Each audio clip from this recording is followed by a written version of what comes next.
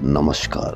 राजस्थान की तमाम फटाफट खबरों में आपका स्वागत है। राजस्थान की खबरों के लिए आपसे निवेदन कि यदि आपने हमारे चैनल को सब्सक्राइब नहीं किया तो कृपया करके राजस्थान की खबरों के लिए आपके अपने चैनल को सब्सक्राइब कर लें। आप सब्सक्राइब करते हैं तो हमें हिम्मत होती है सही और सच्ची खबरें आप तक पहुंचाने की, वरना मीडिया में किस तरह की खबरें आपको पेश की जा रही है यह आप भली भांति जानते हैं।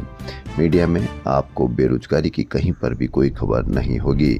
मीडिया में यदि रुपया कमज़ोर हुआ है तो महंगाई बढ़ेगी या इस युद्ध से महंगाई कितनी बढ़ेगी आपको इसकी भी कहीं कोई खबर नहीं होगी, नहीं इस पर कोई चर्चा होगी। और आज क्या है बड़ी खबरें। राजस्थान सरकार अब शहरों में 24 घंटे बाजार खोलने की तैयारी में है। पहले फेज में जयपुर, जोधपुर, अजमेर सहित 123 बड़े शहरों में ये व्यवस्था शुरू होगी। दूसरे फेज में गांवों और छोटे शहर लाए जाएंगे। सरकार के फैसले से व्यापार आसान होगा। पर्यटन व नाइट लाइफ को बढ़ावा मिलने के साथ साथ रोजगार के दायरे भी खुलेंगे। आजीवन रजिस्ट्रेशन के बाद लाइसेंस प्रणाली खत्म होगी। ऐसे में भ्रष्टाचार पर रोक लगेगी। हालांकि सरकार ने नियोजक के लिए कुछ शर्तें भी लगाई है। इसमें कार्मिकों से अधिकतम 10 घंटे ही काम में लिया जा सकेगा, लेकिन साप्ताहिक घंटे 48 से अधिक नहीं होंगे। एक दिन में 10 घंटे और साप्ताहिक अवकाश यानी 7 दिन में 6 दिन और 6 दिन और एक दिन में 10 घंटे तो 60 होते हैं। तो ये 48 घंटे कैसे एडजस्ट कर पाएंगे, इस पर भी आप अवश्य कमेंट करके बताएं। कर्मचारियों को सप्ताह में एक दिन अवकाश देना होगा। नियमों का उल्लंघन करने वालों का रजिस्ट्रेशन रद्द कर दिया जाएगा। साथ ही उनके खिलाफ न्यायालय में वाद भी दायर किया जा सकेगा। राजस्थान माध्यमिक शिक्षा बोर्ड 12वीं और समकक्ष परीक्षाओं का परिणाम आज सुबह 10 बजे जारी किया जाएगा। करीब 9 लाख विद्यार्थियों का इंतजार खत्म होगा। पिछले वर्षों के ट्रेंड को देखते हुए इस बार भी विज्ञान, कॉमर्स और कला तीनों संकायों में बेहतर परिणाम की उम्मीद है। 12वीं की परीक्षाएं 12 फरवरी से शुरू होकर 11 मार्च तक चली थी। परीक्षा समाप्त होने के महज 20 दिन बाद ही परिणाम जारी किया जा रहा है।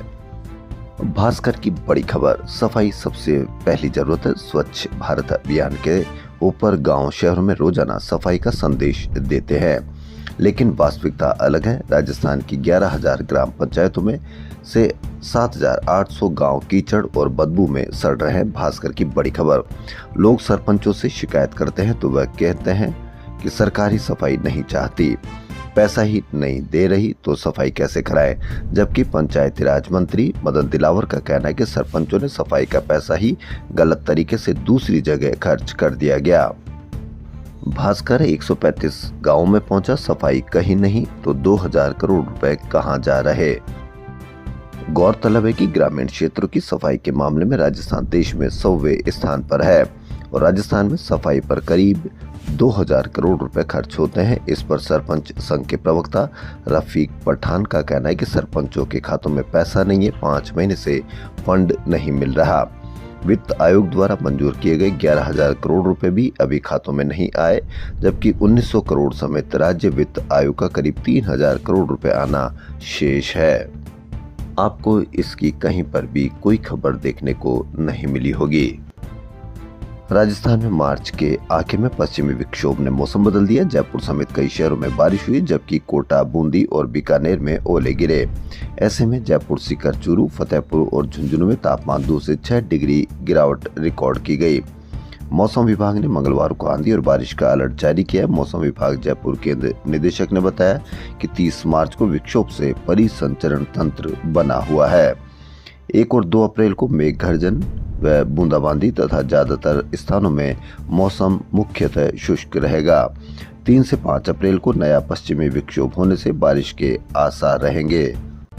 भास्कर की एक और बड़ी खबर, एलपीजी की किल्लत और बढ़ती कीमत का असर खाने पीने पर भी दिखने लगा है। पिछले एक पखवाड़े में रेस्टोरेंट या थड़ी ठेलों पर खाने या ऑनलाइन खाना ऑर्डर करने वाले उपभोक्ताओं पर इसका असर पड़ रहा है। मिठाई की दुकान से रेस्टोरेंट तक में खाने पीने की वस्तुओं की कीमत में 10 से 25% तक बढ़ा दी गई है।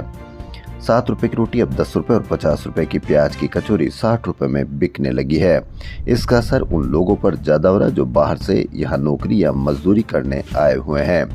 आपको कहीं पर भी इसकी कोई खबर देखने को नहीं मिलेगी, क्योंकि आप जानते हैं कि इसकी खबर होगी तो आपके मन में सवाल होंगे और मीडिया चाहता नहीं कि आपके मन में कोई सवाल हो।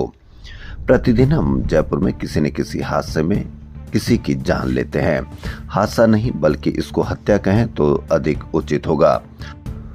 सुबह 9 बजे जिंदगियां बचाने पहुंचना था, रात को हादसे में घायल होकर खुद ट्रोमा पहुंचे डॉक्टर और हुई मौत। एसएमएस ट्रोमा सेंटर, जहां रोज जिंदगी और मौत की जंग लड़ी जाती है, शनिवार रात यहां के एक दृश्य ने पूरे अस्पताल को झकझोर दिया। जो डॉक्टर सुबह 9 बजे ड्यूटी पर आने वाले थे, वही देर रात हादसा नहीं हत्या के चलते गंभीर हालत में ट्रोमा सेंटर लाए गए। मौजूद स्टाफ और डॉक्टर उन्हें पहचानते ही चौंक गए। इलाज शुरू हुआ लेकिन बचाया नहीं जा सका। ट्रोमा सेंटर में न जाने कितनों को नया जीवन देने वाले रेजिडेंट डॉक्टर समरप्रीत सोमवार को दुनिया से चले गए। प्रतिदिन जयपुर में तेज रफ्तार की वजह से कई घरों की जिंदगियां, कई परिवारों को बर्बाद करते हुए तेज रफ्तार वालों के खिलाफ कड़ी से कड़ी कार्रवाई की जानी चाहिए और हादसे का नाम न देकर उन पर हत्या के मुकदमे दर्ज किए जाने चाहिए। दिल्ली के बुजुर्ग दंपत्ति से निवेश के नाम पर 1 करोड़ 35 लाख रुपए की ठगी के मामले में दिल्ली पुलिस की जनकपुरी थाना टीम ने जयपुर के कारोबारी लालचंद मोरानी और उनकी पत्नी रेशमा मोरानी को गिरफ्तार किया। दोनों को कोर्ट में पेश करने के बाद जेल भेज दिया गया है। राजस्थान यूनिवर्सिटी में अब बीए बीएससी एडिशनल कोर्स नहीं होगा। आरयू की परीक्षा प्लानिंग और मॉनिटरिंग समिति ने यह फैसला लिया है क्योंकि नई एजुकेशन पॉलिसी लागू होने के बाद एनुअल स्कीम को बंद कर दिया गया है। अब इस सभी कोर्स में सेमेस्टर सिस्टम लागू है। बता दें कि बीए बीएससी एडिशनल कोर्स में छात्रों को 3 सब्जेक्ट के अलावा एक पसंदीदा सब्जेक्ट चुनने का मौका मिलता था। परीक्षा विभाग का कहना है कि इसमें छात्रों की संख्या भी कम थी, सीटें भी तय नहीं थी। अब यूजी में सेमेस्टर सिस्टम में बीए बीएससी सामान्य कोर्स चल रहे हैं। गौरतलब है कि आरयू में नए सेशन में एडमिशन की तैयारियां भी शुरू हो गई है। कभी कैंपस में पुड़िया तो कभी पार्टियों में एमडी। जयपुर में नशे का खेल चुपचाप फैल रहा है। ये खेल जयपुर के 1653 ड्रग्स तस्कर कर रहे हैं। इन ड्रग तस्करों की पुलिस ने पहचान कर सोमवार को एक साथ 1600 ठिकानों पर दबिश दी तो नशे के रैकेट की पूरी परतें खुलने लगी। पुलिस ने एक ही दिन में 57 केस दर्ज कर 110 तस्करों को गिरफ्तार कर लिया। तस्करी के इस काले खेल में 20 से 30 साल के युवा जुड़े हुए हैं। आपको मीडिया पर किसकी चर्चा अधिक देखने को मिलेगी कि क्या ड्रग्स की या तस्करों की, या उनसे होते युवा नशे के कारोबार में फंसते हुए? आपको किन की चर्चा अधिक देखने को मिलेगी? इस पर आप अवश्य कमेंट करके बताएं। रोहतक हरियाणा में आयोजित जूनियर एवं senior 5-on-5 flag football national championship 2025-26 में राजस्थान की टीमों ने शानदार प्रदर्शन करते हुए दबदबा कायम रखा। प्रतियोगिता में 11 राज्यों की भागीदारी रही, जिसमें राजस्थान ने चारों वर्गों में अपनी मजबूत मौजूदगी दर्ज कराई। फ्लैग फुटबॉल में राजस्थान का जलवा 3 स्वर्ण और 1 रजत पदक जीता। पूर्व मुख्यमंत्री अशोक गहलोत ने जयपुर से त्रिवेंद्रम रवाना होने से पहले मीडिया से बातचीत में फिर सियासी हमला किया। उनकी इंतजार शास्त्र सीरीज पर बीजेपी नेताओं के बयानों पर कहा कि सीएम रहते बेटा वैभव सीएम आवास में नहीं, किराए के मकान में रहा। आरसीए चुनाव में भी पुत्र को कोई विशेष लाभ नहीं दिया गया।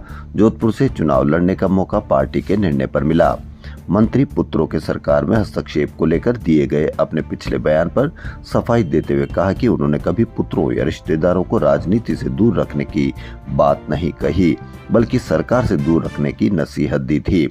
आरोप है कि उनकी सरकार के जनहित कार्यों को जानबूझकर रोका जा रहा है। पूर्व मुख्यमंत्री अशोक गहलोत का यह बड़ा बयान, उनकी सरकार के जनहित के कार्यों को जानबूझकर रोका जा रहा है। आप इस पर अवश्य कमेंट करके बताएं कि क्या पूर्व मुख्यमंत्री अशोक गहलोत सही कह रहे हैं। उनकी योजनाओं को क्या रोका जा रहा है या नहीं रोका जा रहा है।